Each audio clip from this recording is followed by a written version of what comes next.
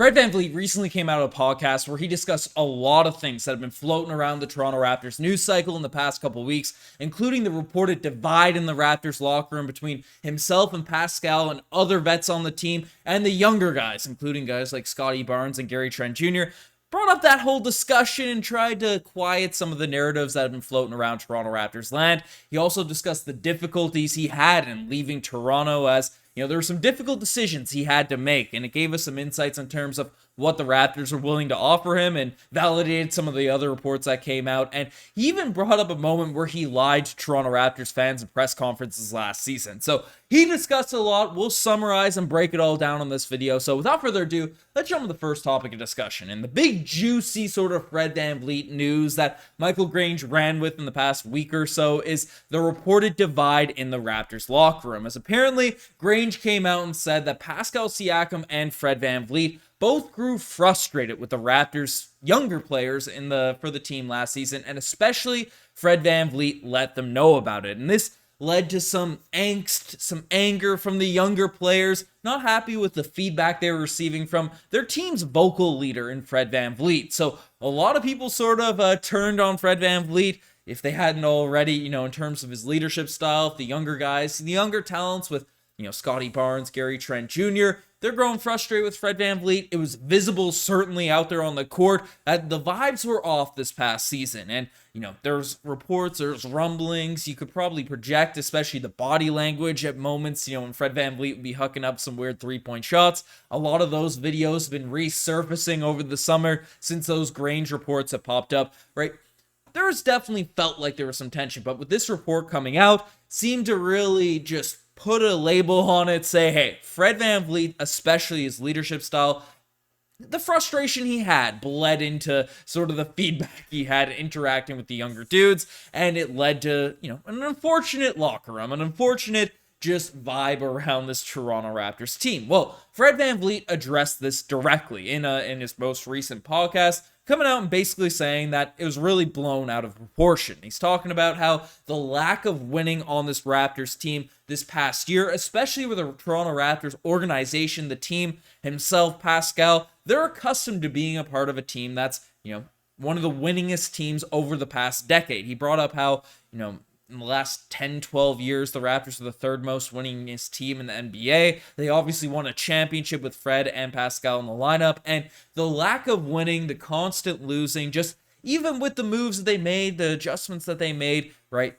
The fact that they were just losing kind of threw some gasoline on little fires that usually wouldn't be brought to the surface, that wouldn't be brought to light. And, it ended up bleeding into the offseason where, you win a championship, everyone gets paid, everyone's happy. Everyone's rolling happy-go-lucky, but you have a season like this where you're in an organization that has high expectations for itself. I mean, regardless of what you want to say about the Raptors front office and the moves that they made in recent years, there is an expectation of excellence, and that's why Masai Ujiri hasn't bottomed out this team, hasn't blown anything up, hasn't gone crazy with anything, and, everything that's been put out into the media, into the media scrums from Masai, from Bobby Webster, from the higher-ups, is there's an expectation to win. There's a goal of getting back to the top of the mountain for the Toronto Raptors, and, the Raptors couldn't do it last season. Fred VanVleet brought up those expectations, everything along those lines, and said, led to the coach getting fired, despite the fact, you won a championship, all these types of things.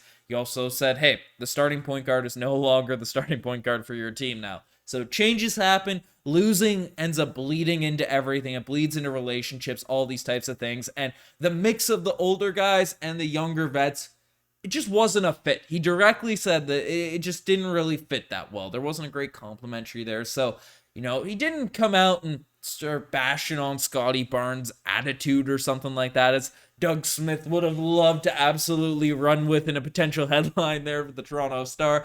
There wasn't anything like that. He came in with a very professional response. It's pretty candid. He's pretty seemed genuine, seemed real, and he even said that if any of the players had any direct problems with him, it wasn't addressed to him directly. And he said he still has a great relationship with everyone over there, talking about the Raptors players, front office folks, everything like that. And if there were sort of personal vendettas or frustration, angst from the younger guys to Fred VanVleet's leadership style, it wasn't addressed to him directly. At least that's what Fred VanVleet's saying in this podcast. And frankly, I wouldn't be surprised. Obviously, everything that comes out to the media is probably filtered in some ways. We don't get the full details and everything that's going on, but I tend to believe Fred VanVleet and the stuff that happened this past season. Losing just makes everything worse. The Raptors haven't been living up to expectations. Even when they brought in a center, they couldn't even make the playoffs. They couldn't get through the play-in tournament. So just led to the coach getting fired, led to Fred finding a new team, and that's just how it is. And the Raptors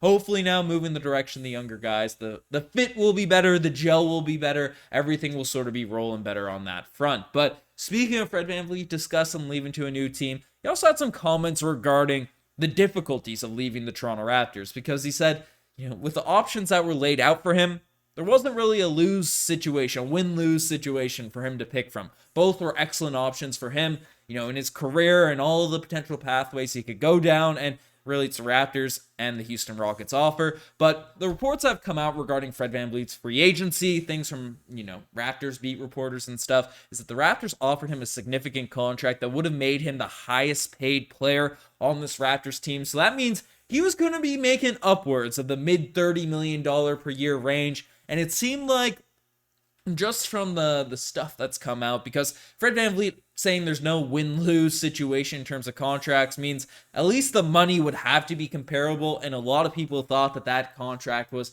pretty lucrative for Fred VanVleet, established player that sure is an all-star, won a championship, is a vet, all these types of things, but is clearly not a 1A or even a 1B option on a team that can make the playoffs. At least he hasn't proven that in the past couple seasons. I guess 1B, we were the 5th seed a couple years ago, but I digress on that point. However you want to evaluate that contract from the Rockets, saying there wasn't a win-lose situation means the Raptors definitely were offering a type of deal that was significant, was close to that range that Houston was likely, offer with the $43 million per year range. And Grange and all these guys talked about saying, the Raptors, they were pretty.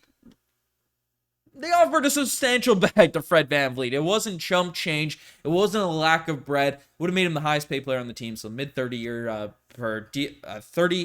plus million dollar per season, and could have offered that 4th year as well, where Fred VanVleet got his 3 years, but for $40 plus million per season.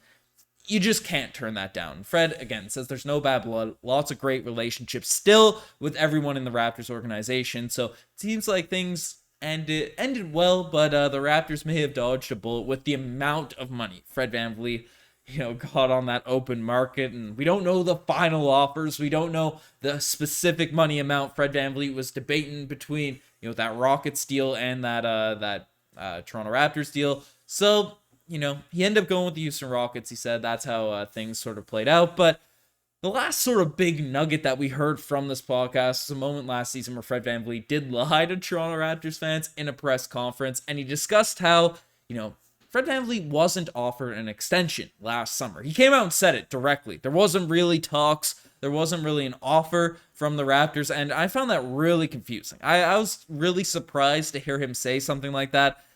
Midway through the year, you can go back to the videos. I'm saying, would the Raptors really not discuss an offer with Fred VanVleet? I think it was sort of for him to, there's a lot of bad press about Fred VanVleet turning down a 4-year, $118 million. I'm not sure what the specific dollar amount was, but it would have paid him upwards of $28-29 million per season. There's a lot of bad press coming Fred VanVleet's way when he declined that sort of extension. And you look at the money he's getting now, it was clearly a smart money move for Fred VanVleet to decline that option. Even if he stayed with the Toronto Raptors, he would have made more money, given his open market value and all these types of things. And the fact that he went to Houston, especially with the lack of taxes down there compared to Toronto, right, he is rolling in the bread. So, he was getting roasted a little bit online that he turned down that type of contract extension from Raptors fans and just NBA fans alike. But he ended up being right. But I guess that feedback, that sort of hate that was coming his way when it, turned out that he could have been offered that type of deal, he just tried to quiet it, I guess, and said, hey, I wasn't even offered that type of contract from Masai Ujiri. We didn't have those discussions. Came out on this podcast and said, yeah, he was offered that contract. So lied there, maybe hurts his credibility in some of the things that he says going forward, or even in this podcast that we just broke down in this video. But it is what it is. Fred VanVleet's in a different team. I still have huge respect for the guy. Happy he got his bread. Happy the Raptors aren't necessarily overpaying him right now, but very thankful for the years that he put in. Coming in as an undrafted free agent, winning us a championship, becoming an all-star. Sure, the last season wasn't great, but Fred VanVleet is a dog for the Toronto Raptors and put in a lot of great years, great seasons. Probably still the second best Toronto Raptor point guard of all time. Got some agreement, some feedback, some hate from that comment when we brought it up initially when Fred VanVleet left. And you can bring up Damian Stoudemire, you can bring up Alvin Williams, you bring up some of these dudes, Jose Calderon. Lowry's definitely the greatest Raptors point guard, but I'd probably put Fred VanVleet number 2. But let me know what you guys think about all Fred VanVleet's comments in the comment section down below. You guys are best to make it as far. Subscribe to the channel if you haven't already. Anyways, I'm signing out. Cheers.